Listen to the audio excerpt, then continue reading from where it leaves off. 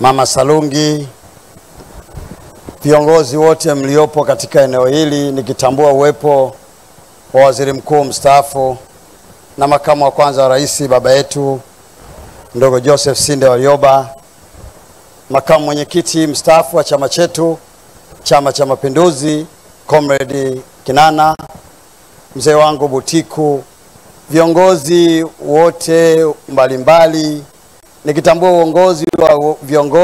uwepo wa viongozi wa vyama vya kisiasa hasa Chadema na kaka yangu roommate wangu Bwana Zitto Zuberi Kabwe na wote mliopo hapa, asalamu alaykum. Tumsifu Yesu Kristo. Ndugu zangu wafiwa, kwanza tupeane pole sana. Msiba huu ni mkubwa, na msiba huu kwa kweli kama alivyoeleza Comrade Kinana, tabu ya kuwa mtu wa mwisho, unajikuta kwamba mambo yote unataka kuzungumza wenzako wameshazungumza.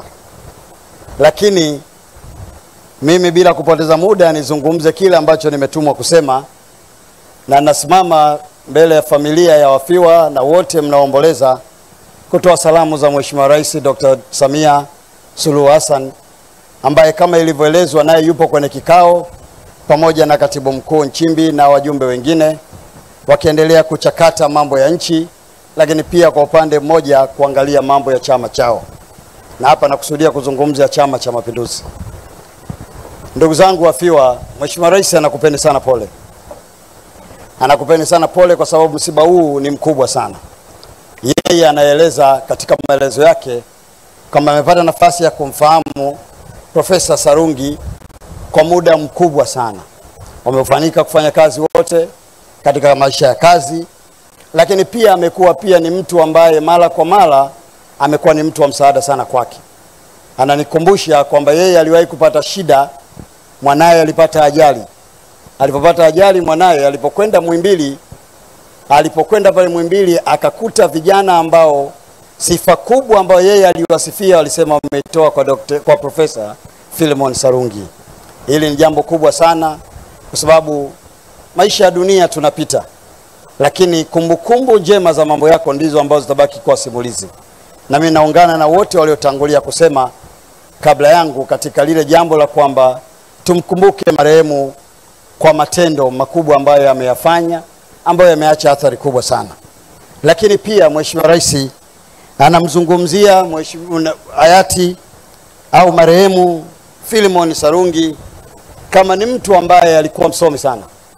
Kwa sababu kama mnavyokumbuka kwenye wasifu imeelezwa, profesa yeye alikuwa mwanafunzi, alikuwa researcher, lakini pia alikuwa mtu ambaye ameacha athari kubwa katika field ya udaktari, hasa eneo la mifupa. Yeye Mheshimiwa Rais anatuomba sana tuendelee kumkumbuka kwa matendo mema. Wale ambao wamepata nafasi ya kufundishwa nawe, ambao tumeona hapa wakiwepo kina Profesa Mseru, ni wazi kwamba walichokifanya wao kuacha athari ni ile athari ya mtu wa kwanza, kama ambavyo sisi tunatambulika kama wanadamu kwa sababu ya athari ya mtu wa kwanza aliyeundwa na Mwenyezi Mungu ili sisi tuwe sehemu yake. Lakini pamoja na hilo pia tunamkumbuka profesa kama mtu aliyekuwa kiunganishi. Leo hii tunaona katika makundi yetu yote haya. Lakini pia maneno mazuri aliyosema Mheshimiwa mbunge ambayo ameachiwa kama urithi wa kwamba nenda ukawaunganishe wana Rorya, kwa kutambua kwamba Rorya ina makabila mengi, lakini kwa kutambua pia kwamba nchi yetu ina watu wa namna nyingi. Leo kazi nzuri anayofanya Mheshimiwa mbunge ni sehemu ya mambo mazuri ambayo Profesa Sarungi ameacha. Mimi wasia wangu kwenu na kwa niaba ya Mheshimiwa Rais na sisi tuliohudhuria shughuli hii ya mazishi, tuendelee kumkumbuka kwa kuenzi ili jambo la kuunganisha Watanzania. Lakini pia alikuwa mwanamichezo. Kwenye michezo hapa amezungumza mengi, lakini mimi sitaki kuingia kule kwenye mambo alozungumza ndugu Zitto Zuberi Kabwe hapa na wengineo. Kwa sababu tukizungumza tutakumbusha vilivyolala, na mimi sitaki kuharibu msiba huu kwa kukumbusha aliyotokea juzi. Lakini kubwa zaidi ambayo nataka niseme tu ni kwamba Mzee Sarungi alikuwa muwazi katika kupenda Simba yake. Lakini sisi wengine bahati nzuri tumejulikana tokea tukiwa wadogo na kupenda Yanga yetu. Sasa katika mambo haya yalivyo, mimi niwaombeni sana viongozi pamoja na kupenda vilabu vyetu vya michezo, lakini tuige mfano mzuri wa Profesa Salungi. Profesa Salungi hatukuwahi kuhisi katika mapenzi yake anaweza akatumia mapenzi yale kuumiza watu wengine. Lakini leo hii wako baadhi ya watu tunasikia wanatumia nafasi zao kuumiza watu wengine, kupeleka huzuni kwa watu wengine, kutopeleka furaha. Hili jambo kwa kweli linahuzunisha sana, na mimi ningependa nifikishe ujumbe huu, na ujumbe huu sio ambao nimetumwa, ujumbe huu wa kwangu mimi mwenyewe. Maana kwa nilotumwa ni kwamba alikuwa mwana michezo, lakini mambo ya ubaya ubwela haya sio ya kwangu. Haya sio aliyenituma, haya ya kwangu mwenyewe. Lakini profesa alikuwa rafiki. Leo mnaona hapa Comrade Warioba na mzee wetu Butiku wanasimulia masimulizi mazuri walioishi nayo. Lakini profesa ambaye alikuwa mwanafunzi wake na walifanya kazi walipokwenda kuhudumia watu Dodoma, amesimulia naye. Lakini Profesa Mselu naye amesimulia mpaka machozi yamemtoka kwamba amempoteza mtu ambaye alikuwa very close to. Angalia tofauti ya umri uliokuwa baina yao, lakini urafiki alivyokuwa na uenzi profesa. Leo hii unawafanya wengi tulokuja hapa tumkumbuke kwa hilo. Kwa kweli hili ni fundisho kubwa sana ambao tunaishi nalo, na sisi tulokopo katika eneo hili ningeomba kuwahusia kwamba tuendelee kumuenzi profesa kwa kutunza urafiki. Urafiki hauna umri. Urafiki unaweza ukawa na umri mkubwa, ukawa na rafiki wadogo, lakini tumia urafiki kuwa sehemu ya kuacha athari njema, athari ambazo zitafanya jamii iende vizuri, na athari yako ya wewe kuwa na marafiki wa namna hiyo iweze kuonekana. Sisi wengine leo hii urafiki wa wazee wetu kama Comrade Kinana hapa ndio ambao umetufanya leo hii tufike hapa mbele yenu na tunasimama kuzungumza katika nafasi tulizonazo. Amekuwa rafiki mzuri, ametulea, na ndivyo ambavyo Profesa Salungi ameacha kwa wanafunzi wake na wale ambao walikuwa nao. Lakini profesa alikuwa mcha Mungu. Hili jambo kubwa sana, na limezungumzwa hapa na wengi, na limepigwa msumari na mkuu wetu wa mkoa. Kwa kweli jambo la ucha Mungu ni jambo ambalo tukilishika kwa pamoja nchi yetu itakaa pazuri sana.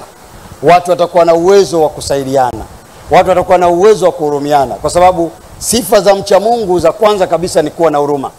Kwa sababu Mungu wetu, hata kama umefanya kosa hapa leo sasa hivi, ukipiga hatua 3 ukashuka kwenye ngazi ukasema Mungu na kuomba sana radhi kwa lile nilolifanya juu ya jukwaa, Mungu wetu anakusamehe. Sasa profesa kwa ucha Mungu wake, ninaamini kabisa milango ya safari yake imefunguliwa, na malaika wale wema wampokee mzee wetu, wampokee katika mikono miwili, na wamfanye kuwa moja kati ya watu waliowema kesho tutakapokwenda kuamshwa naye. Lakini sio hilo tu, Mheshimiwa Rais amemzungumza profesa kama mwana mapinduzi na mtu mwenye misimamo ya kweli. Mimi nimefurahi binafsi kwa sababu rais kaniambia, lakini waliotangulia hapa wametosha kutoa ushuhuda wa jinsi profesa alivyokuwa mtu wa kweli, lakini alivyokuwa mtu anayeweza kuwa na msimamo thabiti, na huu ndio msimamo ambao unatakiwa kuwepo. Usione haya hata kama watu watakubeza kwa msimamo wako, lakini kama wewe msimamo wako ni thabiti na unauamini na unaongozwa na ithibati ya moyo wako kwa maana ya ukweli, simamia msimamo huo. Mwenyezi Mungu pekee ndiye atakayetuhukumu kesho, na sisi binafsi yangu baada ya maneno haya nimuombe sana mzee wetu, Mwenyezi Mungu ampokee na kaburi lake alifanya liwe moja kati ya viwanja vizuri, lakini pia aipe nguvu na subira familia yake. Kwa mama yetu, Mwenyezi Mungu akutie nguvu wewe na wanao na wajukuu zako na vitukuu vyako. Kwa familia yote ya ndugu Sarungi, Mwenyezi Mungu awapeni sana nguvu. Poleni sana kwa msiba, tupoe wote. Bwana ametoa na Bwana ametaa, jina lake lihimidiwe.